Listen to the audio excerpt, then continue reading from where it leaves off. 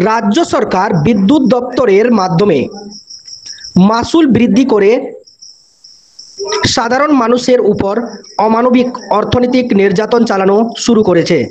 ভারতে যেসব কংগ্রেস শাসিত রাজ্য ভারতে যেসব কংগ্রেস শাসিত রাজ্য রয়েছেন সেগুলোতে সাধারণ নিম্নবিত্ত মানুষকে ইউনিট প্রতি ছাড় দেওয়া হয়, যা পশ্চিমবঙ্গে দেওয়া হয় না।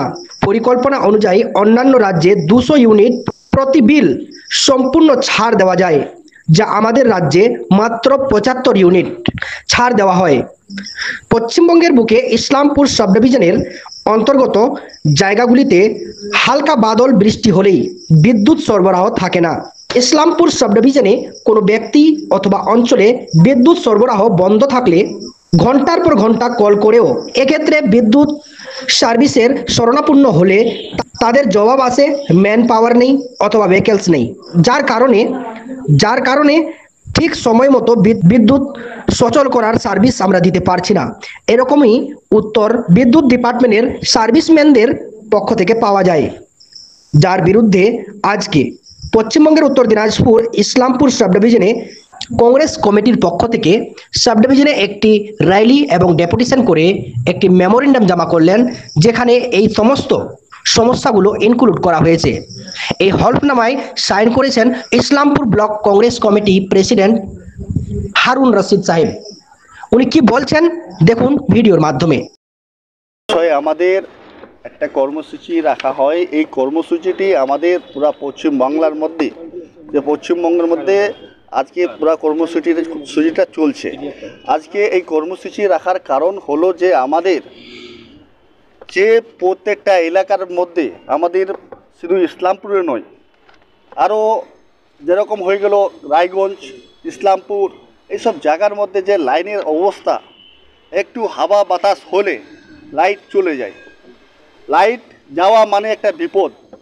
আমরা এরকম শুধু নয় যে আমরা যদি লাইট চলে যায় টোল ফ্রি নম্বরতে ফোন করা হলে ওই নম্বর কলে যে কল করি সেই ফোন ধরে, কখন ফোন ধরে না, আবার কাস্টমার আইডি দিয়ে ওই কথা বলা হয়।